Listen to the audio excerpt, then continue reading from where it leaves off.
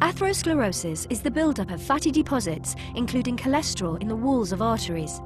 It's a major cause of cardiovascular disease, including stroke and heart attack, and contributes to the death of around 70 million people worldwide every year. This short presentation illustrates the key stages in its development and its main impact on cardiovascular health. Cholesterol is a natural, fat-like substance and is essential to health. However, too much cholesterol in your blood can be harmful. Cholesterol is produced in the liver, but can also be found in certain foods, such as those high in saturated fats.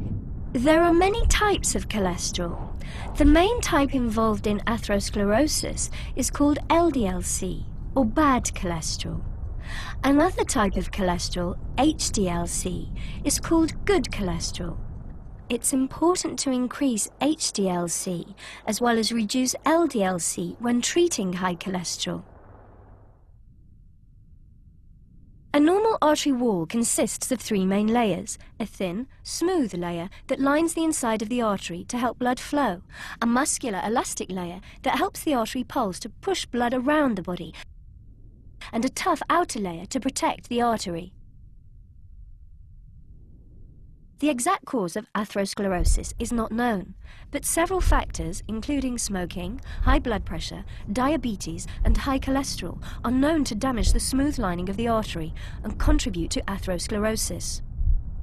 Once this layer is damaged, the bad cholesterol, LDL-C, can get into the wall of the artery.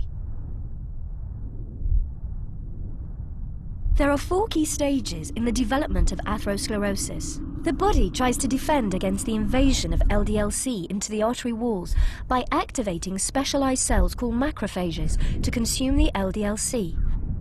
They become enlarged cholesterol-enriched cells called foam cells that are embedded in the vessel wall. The accumulation of foam cells can be seen by the presence of fatty streaks in the vessel wall. As the fatty streaks grow, the body tries to protect the artery from them by surrounding them in a fibrous capsule. At this stage, the growth is called a plaque. As the plaque gets bigger, the body tries to preserve the blood flow through the artery. The plaque expands into the elastic layer, which stretches in order to keep the opening of the artery the same. If the plaque continues to grow, its expansion will eventually intrude on the inner opening of the vessel, as the elastic layer cannot stretch anymore. This reduces the ability of blood to get through the artery. At this stage, physical symptoms such as angina may appear. Also, over time, calcium may be deposited in the plaque, making it hard and inflexible. This reduces the ability of the artery to expand to increase blood flow when needed, for example during exercise. As the plaque grows into the artery opening, it squeezes the blood through an ever smaller gap. The resulting increase in pressure at the narrowing can damage the capsule covering the plaque, which may then rupture, resulting in a blood clot that can completely block the artery. Depending on the location of the blockage, the consequences, such as stroke or heart attack, may be severe and could be life-threatening. Atherosclerosis is progressive, and it can take many years before symptoms appear.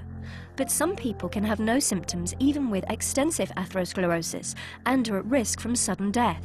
The symptoms depend on the site of the affected artery. In the heart, it can manifest as chest pains, angina.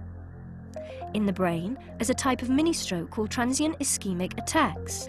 And to the legs as a cramp-like condition called intermittent claudication, which can result in amputation of the limb. If a plaque ruptures, the resulting blood clot may block the artery and cause a heart attack or a stroke, which can often be fatal. Atherosclerosis may cause the artery wall to weaken, causing it to bulge under the pressure from the blood. This bulge, called an aneurysm, can rupture, and the resulting bleed, called a hemorrhage, can be fatal. We hope, after this presentation, that you understand how the bad cholesterol LDL-C contributes to cardiovascular disease and atherosclerosis, and what that means for your health. We also hope you appreciate why always taking your medication, as prescribed by your doctor, is so important in maintaining low LDL-C and high HDL-C in order to reduce your cardiovascular risk.